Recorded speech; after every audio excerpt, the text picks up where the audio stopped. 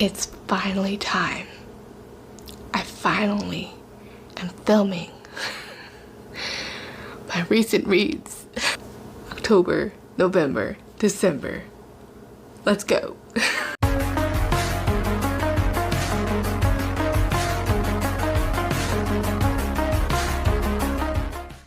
Hi there, welcome to my channel. My name is Crystal and this is Books Forever After, where I sit on my floor and we talk about everything and all things books.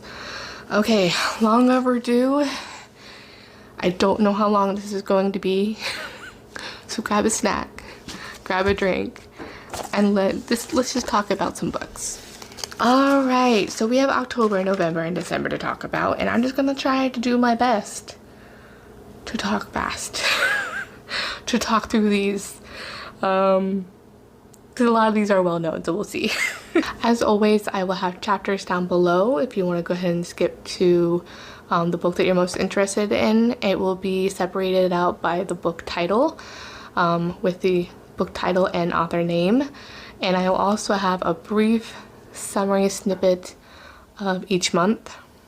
Not too much, just to tell you how many books I read. That's about it. Alright, so let's get started. In October, I read 13 books, and 4 of those were rereads, and I had 3 DNFs, 2 books that were arcs, and 2 books that were novellas. So starting off with the DNFs, the 3 DNFs I had was Of Shadow and Moonlight by Luna Laurier. That was a 1-star. I DNF'd that one at 20%. And caveat, warning, whatever you need to know. I do DNF books, and I do rate the books that I DNF on occasion, when I feel it's called for me personally, and how I'm feeling about my experience with that book. No shade, no game. That's kind of how it is. That's how I feel. So I will 1-star DNF, or sometimes I'll just soft DNF, so I'll just put it down and maybe pick it up again. Or maybe I just realize it's not my cup of tea, and I don't think it will ever be. So it's kind of how I'm feeling about it. So Of Shadow and Moonlight by Luna Laurier, this was about 1-star. This was just bad. Not a fan of the writing. The writing was just felt very lazy, felt very weird. I don't know. It felt very contrived, I want to say. The plot, I don't even know how else to say it. Next was an arc that I DNF'd at 13%. That was Enchanted to Meet You by cabot. As we know, as you'll see here later, I loved cabot. I love her YA, I want to say paranormal, YA paranormal fantasies, like the Abandoned series and the Mediator series. So this is a recent release into like I want to say like a witchy rom-com. It's really like the feel of it, and also the title and such. It was just really cool to also have the title of like a Taylor Swift song. So that's also intrigued me. And I'm like, oh, so you have the new book. And it's kind of simple. I thought it was going to be basically an adult version of a paranormal of her writing that I know before. I couldn't make it past 13%, guys. I don't even know. I'm just shocked that cabot wrote this. The writing, I don't know if it's just maybe, I don't know. It's not what I'm used to with her writing. Like, I didn't even realize that if I would have known cabot was writing this, if I didn't know it was her, I would never have guessed it was her. That's how the writing was, I don't know, very stilted. Yeah, I don't know what I was reading. It just was not it or what I was expecting at all. It really just turned me off. It gave me a lot of icks. The heroine was talking about casting a love spell on her crush and training him to service her orally. Instant DNF. And it wasn't like just jokingly, it was like the tone of it, very blasé, and just like if this was a male in the same position, we'd be going like, what the heck, guys? Like, what? Like, that's how disgusting it was. Like, I don't understand. This is supposed to be a rom-com. This is not what I don't want to be reading this in a rom-com. Like, it doesn't fit. Yeah, and she was just so blasé about it, and she didn't just, in the part of it also, it was just like taking away someone's consent and their autonomy. So that was just very, very frustrating. And it was just like telling me again. It wasn't showing me, and that drives me up the wall. When you can take the couple of pair sentences to show me, tell me a story, don't tell me that they did that. And the heroine just looked very, very unlikable. And it would take me 4 days just to get to 13%. So yeah, not a fan. I'm really, really disappointed. I'm hoping. I don't know if I want to read more by May Cabot. We'll have to wait and see what else she produces. But as of right now, I'll just stick with the YAs that I love. And the contemporaries that I used to love. So we'll see. And then lastly was the Softy Enough. I softiness at 11%, and that is Mile High. As of now, as you're seeing this, I am actually about 80% of the way through, so I did pick it up again in December as an audiobook versus a ebook, and that's kind of where I was just feeling it. I just wasn't feeling it at the time. Just the way the hero was acting was just turning me off, and after reading Enchanted to Meet You, I was just not in the headspace after already hating the book I was reading. So to stop me from being into a reading slip, I just put it down for now. As an audiobook, I am enjoying it better, but we'll see how that goes. But yeah, I read Madam by Sarah Cate. This is the final installment of the Salacious Players Club, and I read this as an arc on her street team. And this was a 4-star for me. I really, really enjoyed this series. This one wasn't a 5-star, it was just on a 4-star. But I did like it better than, I think, Eyes on Me was my least favorite out of all of them, but I did really enjoy this one.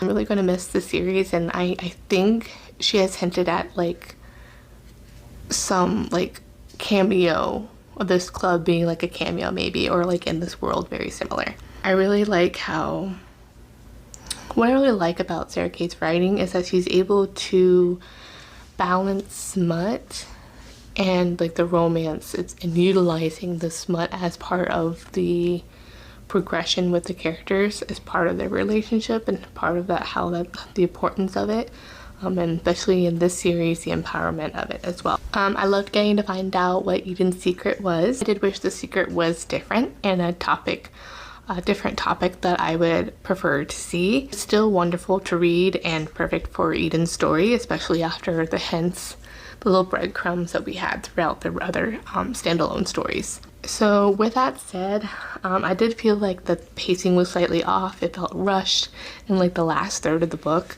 and I also wish selfishly that we got more time to spend with the characters from all the books.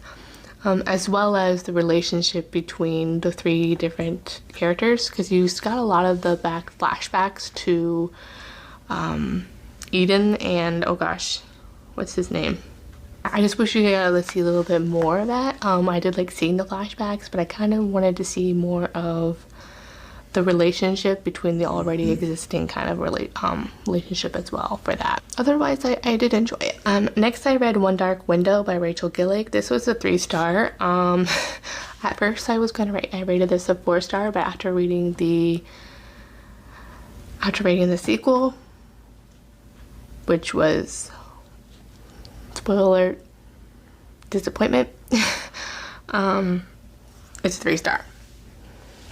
One Dark Window is book 1 in the Shepherd King duology, so there's only 2 books in this one. This follows, it's a very gothic feeling and atmospheric, I would say more atmospheric kind of book. As a dark fantasy with like I would say a romantic subplot. This follows Elspeth and a mysterious highwayman of the forest, and they work together to kind of solve a they work together to collect these like tarot cards, and it's kind of like a magic, the magic system is based upon these cards, and whoever has them has that magic from that card. The Elizabeth is actually able to see these cards, and so that's how they go and try to collect these cards. She is also possessed by something called the nightmare, and people who have this shadow, I want to say like the mist or something like that, they're basically unalived and gathered. And so she's been able to keep this a secret with the help of her like uncle and things like that with her family. So I think I found like I didn't really like this book as well with the writing style. It felt very, like I said, removed. I think the writing style just wasn't jiving with me for the One Dark Window. While it was like atmospheric, I just wasn't immersed or really fully enjoying the story as a whole. Next, I read Kingdom of the Wicked. I rated this a 3-star. This is a very similar to One Dark Window in the feelings that I got from it. I wasn't a complete fan of the writing style, and I felt kind of, I did enjoy like the descriptions of the cooking and things like that part, because this is like set in Italy. It's just, again, it was removed and things like that from completely enjoying it. It was okay. I do have book 2 and 3, so I do want to read those as well as her adult version of like this like sister series. I think is released as well. So I don't know when I'll pick up book 2. I hear it does get spicier as it goes along, so that was interesting. Amelia, and she has a twin sister who is brutally murdered in like some sort of weird, I don't want to say, it sounds like a cult, like sacrificial murder. There's like a serial killer on the loose. She works with Wrath, who is one of the wicked, which is basically the Prince of Darkness, one of the 7 Princes of Darkness, and to try to solve her murder and things like that. So it does have a very like mystery plot, which is not always my favorite either as well, but I am interested in seeing how book 2 turns out. And then finally, the last 3 books. We ended on a high note. Let's just say we ended on a high note. So these 3 books that we read as part of the I would say our book club, Mood Reader Book Club, that I run or host with April, which was The Scepter, The Sword, and which are the 2 prequel novellas, and the novel The Crown of Oaths and Curses by Bree. This is like her newest release. She previously has written the Moribond series, which is like a Why Choose paranormal fantasy romance, and I absolutely loved these. I rated The Scepter, which is the female main character's perspective. That was a 5-star. The Sword, which was his main perspective, and that for me wasn't as much. It was a little bit more, slightly boring in places, so I rated that a 4-star.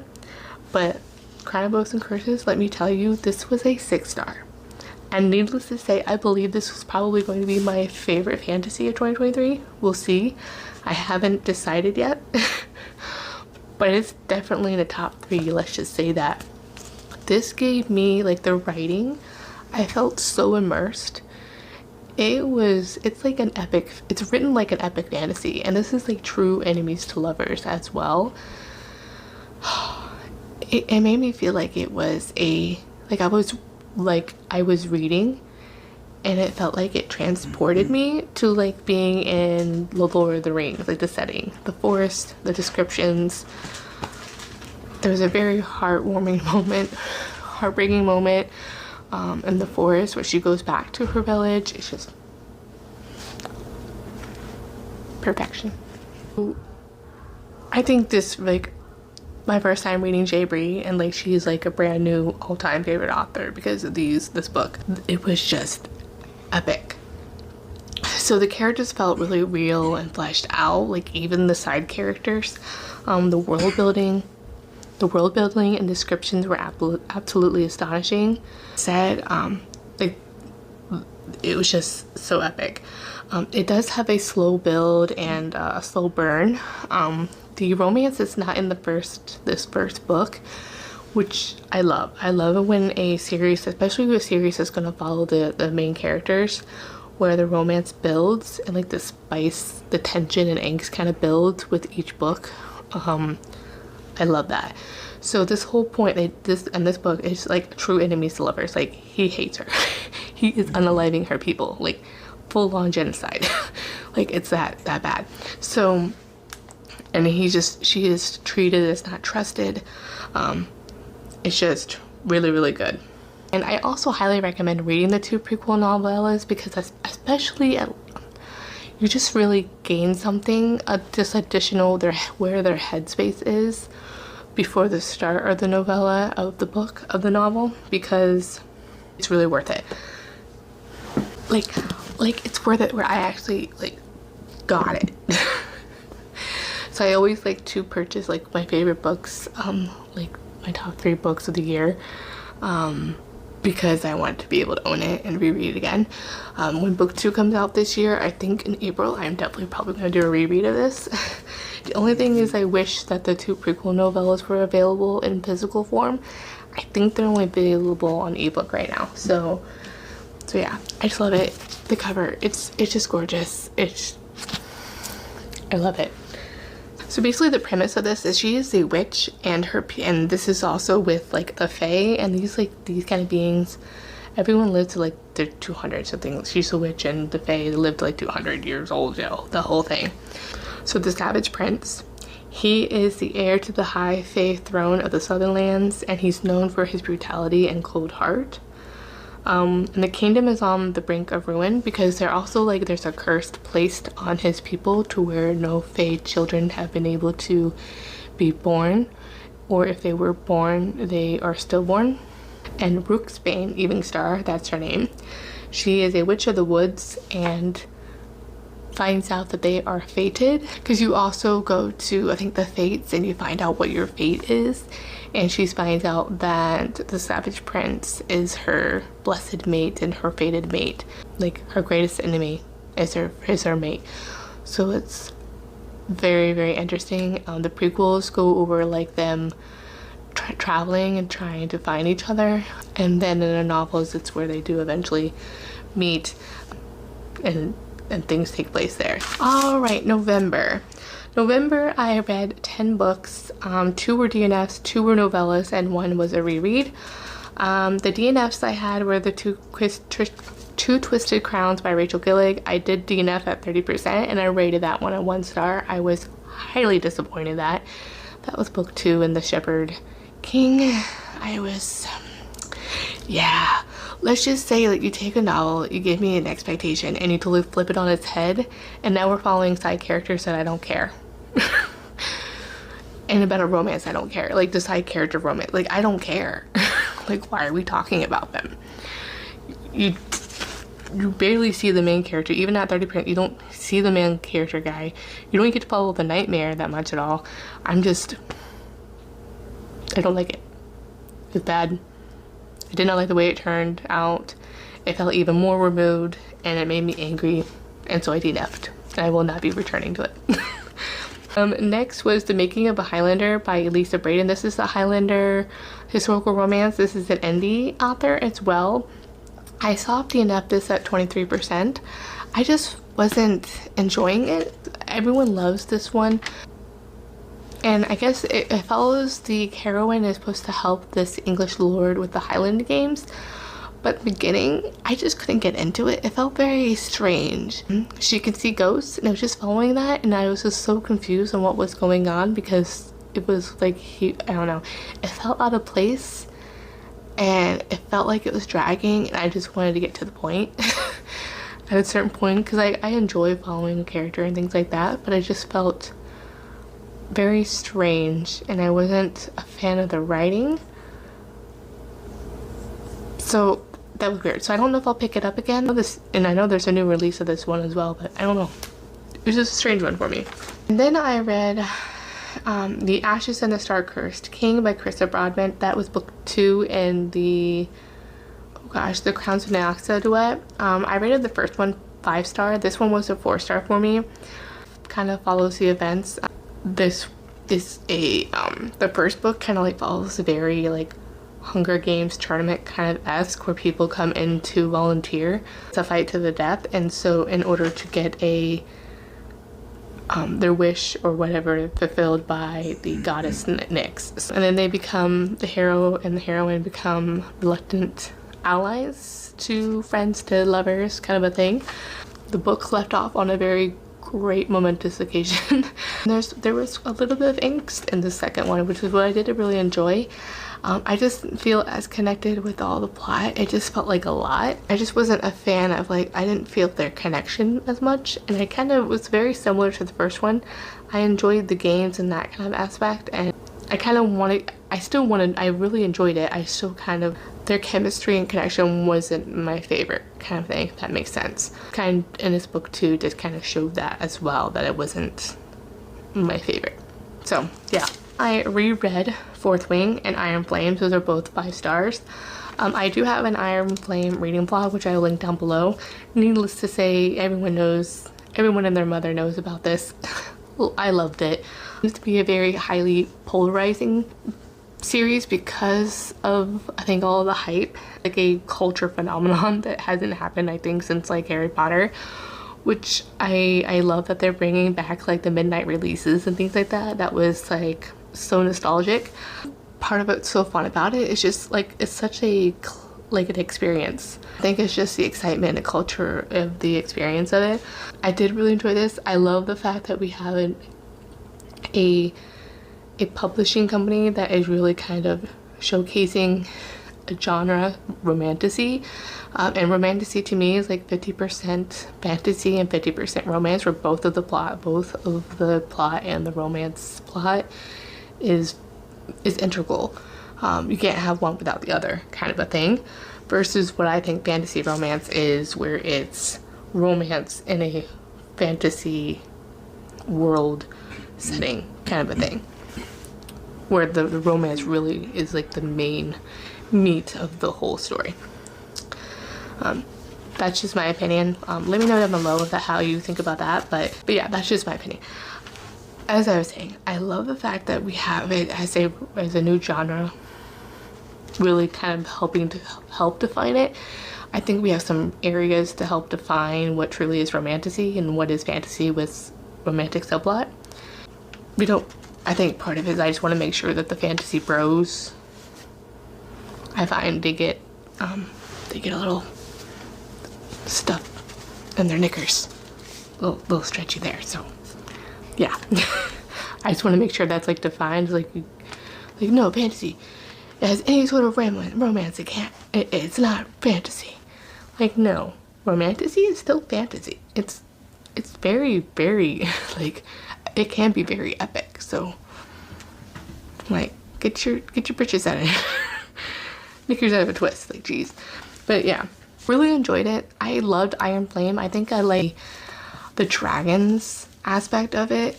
People's responses to it about like, it felt repetitive. I'm like, there should have been something else going on. Like, the plot should have grown. I'm like, guys, it did. I'm like, they're at an academy. You know, Harry Potter went back to school every year, right? Kind of starts again.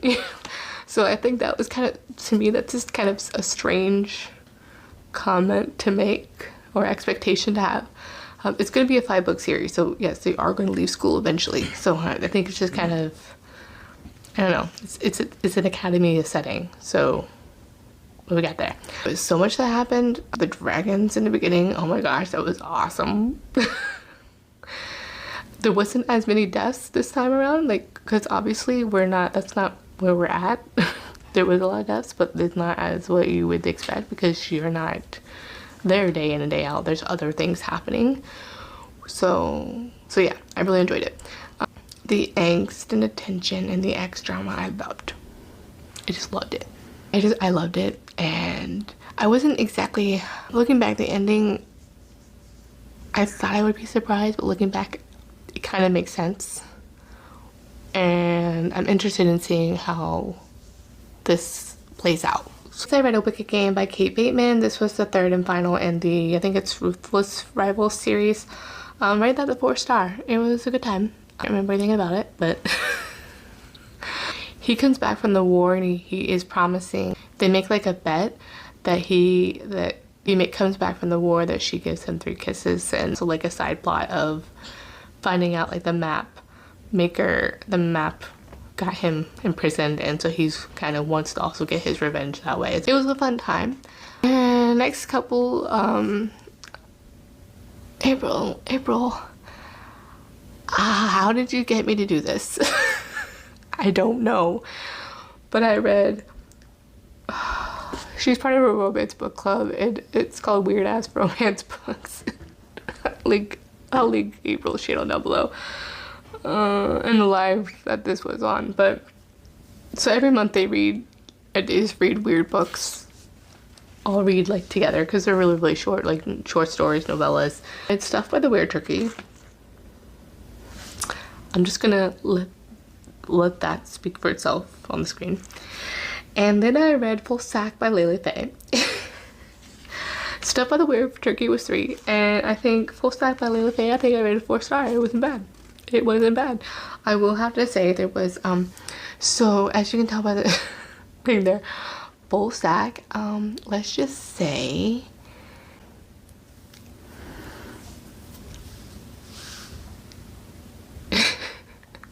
you have to do certain things for things to pop out.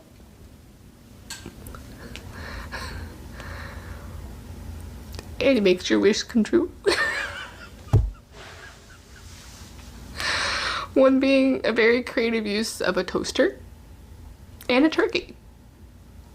And I'll leave it at that. And then April and I read for our book club, we read House of Sky and Breath, which is book 2 in the Crescent City series by Sarah J. Maas, and I hated this one.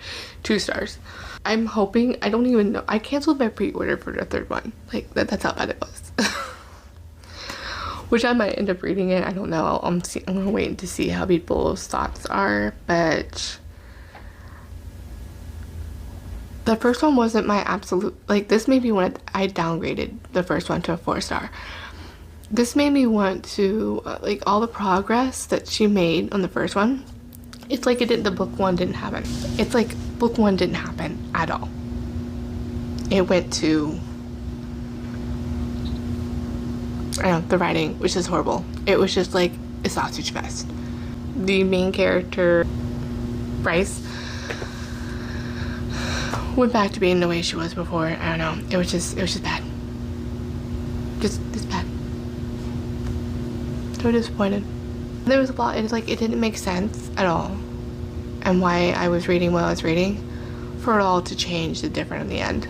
Like, made no sense. I think I liked what's his name? I liked her brother more than I liked the main characters. That's how it was. But there was no reason to have that many male point of views, to be honest. I'm like, I didn't understand. There's 5 point of views, and 4 of them are men. Like, her friends don't even really make an appearance. And finally in November, I read Assistant to the Villain, and I really liked this one. I think I rated that one a 4-star. I had a lot of fun. You have to be in the right kind of frame of mind for it. So it's a very rom-com feeling, but like a classic fairy tale, like fantasy rom-com. It's it's interesting, and I had a lot of fun with it. I found the banter really interesting. So primarily listened to it. I was checking it out on the library physically, and then I also ended up purchasing this one as well as a physical copy, and I'm really looking forward to book 2. It's just a very cute fairy tale-esque fantasy romance. I think if you like Once Upon a Broken Heart, you might like this.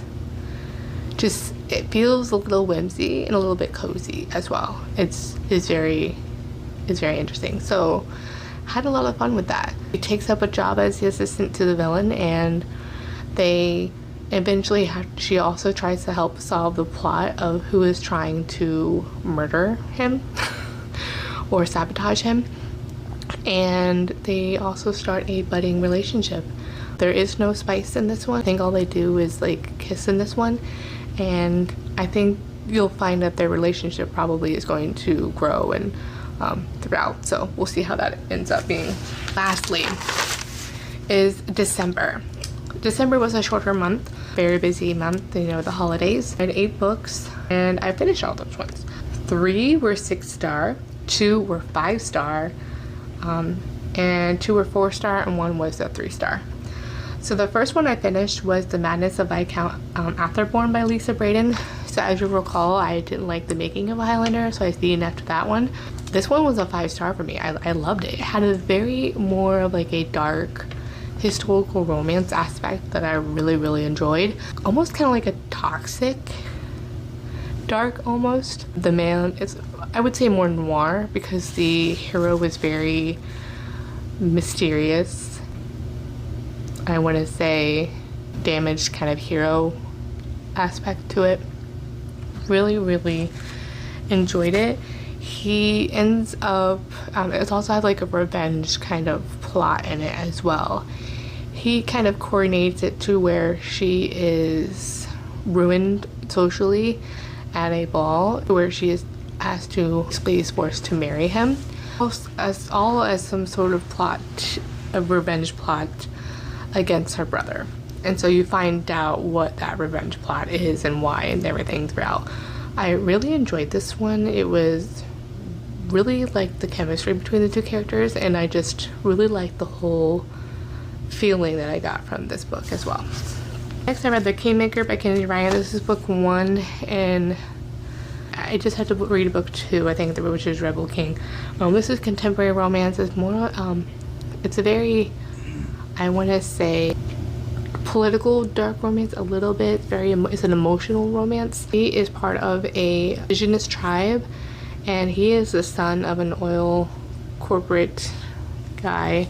So it has like that star-crossed lover kind of a thing. They meet at like a rally or protest for the drilling because of their drilling on native land and things like that, and the whole real world aspects of that being implemented, and how that's like and how Kennedy Ryan uses real life situations on that, as well as the topic of indigenous women being missing or murdered and nothing being done. No media coverage, no one really investigating that or talking about that, of the color of their skin because they're not white women. Yeah, really enjoyed that. I like the drama feeling. The angst tension was really nice in this, and like the time jumps in this on like how like their, you know, their interactions and then years later and how they encounter each other again, and really enjoyed this one. Kennedy Ryan is just already, ever since Before I Let Go, it's just an auto-buy author for me, and I'm looking forward to delving more into her backlist. After I'm done with the series, I definitely want to jump into Long Shot, so I hear that's another really good one. So if you are looking for a very angsty, emotional read, Kennedy Ryan is where it's at. Next I read, it's a fantasy romance series, Fate of Wrath and Flame, and then A Curse of Blood and Stone. These are both like 6 stars by K.A. Tucker. I mean, so good. So she is a human. She's like a, I want to say a diamond thief, a jewelry thief, trying to make ends meet with this mafia boss guy thing. And she encounters Sophie. She is forced to help Sophie. She follows Sophie to help something with her, something that she can help steal or something to help save Sophie's fiance. What ends up happening, she's stabbed in the heart and is transported to a complete different world, where she is in the body of an elven princess that has just recently murdered on her wedding day, that had just recently murdered her fiance's parents. So, and true enemies to lovers. It's so good. So good. And this elven princess happens to look like her. And it goes from there. It grows into something so much more. I'm only on book 2. I think there's Queen of something is the 3rd one. So that's the third one. And then I think the fourth one's coming out later this year. I think not until November, so I'm really disappointed in that. But I read this from the library, and it was just from the Libby app, and I'm just enjoying it. Whenever my hold the next one comes in, I'll definitely probably be reading that in February. Excuse me, in February. And then I read The Bridge Kingdom. I read The Bridge Kingdom and then The Traitor Queen by Danielle Jensen. These were both 4 stars for me. Another one, I didn't know that this was the thing I liked. I like it when the heroine is the morally gray character. And that also creates some like true enemies to lovers kind of tension as well. So I love that. And it's great. I don't know. I don't know why, but it's just something that I realized I like. Not only with the previous one, A Fate of Wrath and Flame, but now with this one, I'm like, that has unlocked a trope I like. So yeah, this one is like an arranged marriage one where it has been raised to be a assassin, and out of all of her sisters, she marries this one, and she is tasked with gathering intel and information so that her father, the king, can take over, or I think he's like an emperor, to take over this bridge kingdom. This bridge kingdom has the access, or like the supply chain access. It's literally a bridge of islands, and is really the only access in and around besides battling the thunderstorms and seas and things like that and sharks. It's a very not very easy to travel, so they're kind of people are forced to use the bridge kingdom to make their way there. So that brings a lot of political aspects to it as well, and I really enjoyed the political maneuverings and things in this. And this is also very action-packed, which I really liked. The only thing that stopped me from giving this a 5-star is that the romance just wasn't completely there all the way there for me. And their chemistry and their relationship, there was just something missing in their connection. So it just felt like all of a sudden they flipped a switch at a certain point and all of a sudden they loved each other. And I think also maybe part of it was they didn't really interact as much, because a lot of times she was by herself investigating, trying to find out things, and I think they really didn't spend too much time together, and that's kind of makes it hard for me to believe that they are in love that quickly. And then A Shadow in the Ember. Okay, this was a 6-star. This is the first in the prequel series of From Blood and Ash, and loved it. So I was able to get for Christmas, I already own From Blood and Ash. I was able to get the remaining in both series at the Barnes & Noble sale. So I love this series so much, and I may be doing a reread. So this is like a very Death and the Maiden retelling. She's the maiden that you hear about in From Blood and Ash, and this also has a morally gray heroine that is tasked with something. I'm like, I just love this. All 3 of these, I have unlocked the morally gray heroine. I just love it. The next part of the series is to read A War of Two Queens. I'm thinking I might just start over and reread From Blood and Ash and read all of those through War of Two Queens, and then read this sister series again. I just really love it. And then I'll read from The Soul of Ash and Blood and then finish that way, because the recommended read order is the first 3, and then A Shadow in the Ember, A War of Two Queens, and then like the second one and this one. So there's a reading order for that. And then I think what I'll do is for Blood and Ash is actually I have the audiobook is on Anyplay, and so I am going to reread that on audiobook. So really enjoyed. Lastly, I read The Bride by Julie Garwood. I will actually link the reading and shopping blog of that Barnes & Noble. It has that Barnes & Noble shopping blog in it below. That is where I talk about The Bride more in depth. But this is like an OG Scottish Highland romance. It's actually in the medieval times, so I think it's like 1100s. I did enjoy this one. It was a 3-star for me. Only thing, I read this like 15 years ago, guys. Julie Garwood was one of the first authors that I read.